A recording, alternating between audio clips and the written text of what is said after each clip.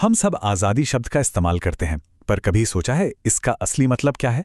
क्या इसका मतलब सिर्फ ये है कि कोई जंजीरें ना हो, या इसके पीछे कुछ और भी है? चलिए, आज इसी सवाल की तह तक चलते हैं और देखते हैं कि आज़ाद होने का मतलब सिर्फ एक नहीं, बल्कि कई हो सकते हैं। अब ये सवाल सीधा मुद्दे की जड़ पर चोट करता है। ये हमें आज़ादी के दो बहुत अलग अलग आइडियाज़ के बीच की खींचतान को दिखाता है। एक है किसी के दखल से आज़ादी और दूसरा है किसी के दबदबे की संभावना से भी आज़ादी। चलिए इन दोनों को एक-एक करके समझते हैं। तो चलिए सबसे पहले उस आज़ादी की बात करते हैं जिसके बारे में हम सबने सुना है। इसे नेगेटिव लिबर्टी या नकारात्मक स्वतंत्रता भी कहते हैं, और इसका फंडा एकदम सिंपल है। किसी को उसके हाल पर छोड़ दो।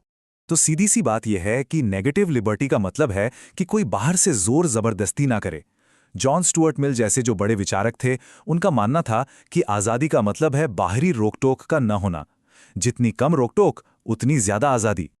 और जैसा कि आइजिया बर्लिन ने समझाया, जो लोग इस तरह की आज़ादी को मानते थे, उनका एक ही मकसद था।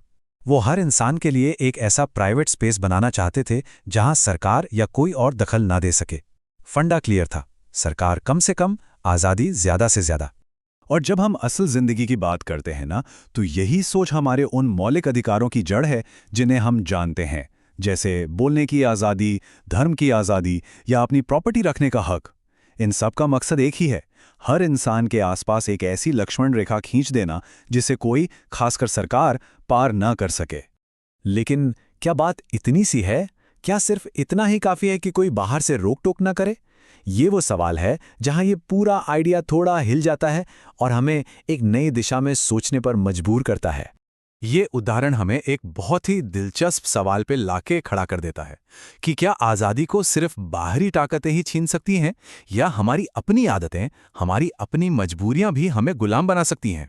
तो चलिए अब सिक्के का दूसरा पहलू देखते हैं।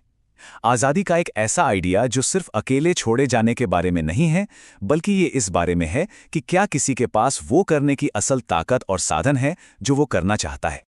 अब देखिए, यहां पर आज़ादी का पूरा मतलब ही बदल जाता है।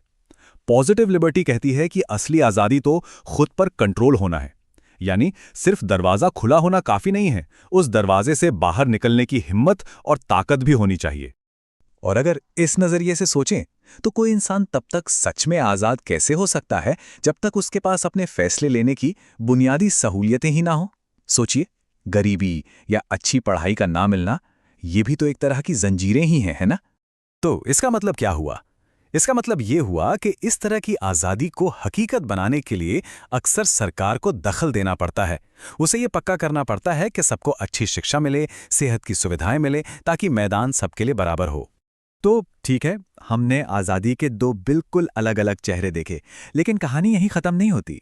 एक तीसरा आइडिया भी है जो शायद इन दोनों से ज़्यादा गहरा है और जो इस पूरी बहस का रुख ही मोड़ देता है। इसको समझने के लिए दयालु मालिक वाली पहेली को देखिए। मान लीजिए एक मालिक है जो अपने गुलाम के काम में कोई दखल नहीं देता, तो क्या वो गुलाम आज़ाद है? सवाल यह है कि मालिक के पास तो ताकत है कि वो जब चाहे अपनी मनमर्जी चला सकता है, तो क्या ऐसी हालत में कोई आज़ाद हो सकता है? और बस यही है गणतांत्रिक स्वतंत्रता या रिपब्लिकन लिबर्टी का सबसे बड़ा आइडिया। ये कहता है कि असली गुलामी किसी का दखल देना नहीं, बल्कि किसी के पास दखल देने की मनमानी ताकत का होना है। क्योंकि जब तक वो ताकत है, तब तक इंसान डर के साए में ही जिएगा। ये ग्रिड इस फर्क को बहुत अच्छे से समझाती है। जरा इन चार हिस्सों को देखिए। ऊपर वाले दो हिस्से दिखाते हैं जब कोई दखल दे रहा है, और नीचे वाले दो जब कोई दखल नहीं दे रहा। और बाईं तरफ है प्रभुत्व की स्थिति और दाईं तरफ बिना प्रभुत्व के। अब सबसे जरूरी हिस्सा है नीचे बाईं तरफ वाला। ये कहता है कि कोई हावी तो है, पर फिलहाल दखल नहीं दे रहा। रिपब्लिकन सोच के मुताबिक ये आज़ादी नहीं है।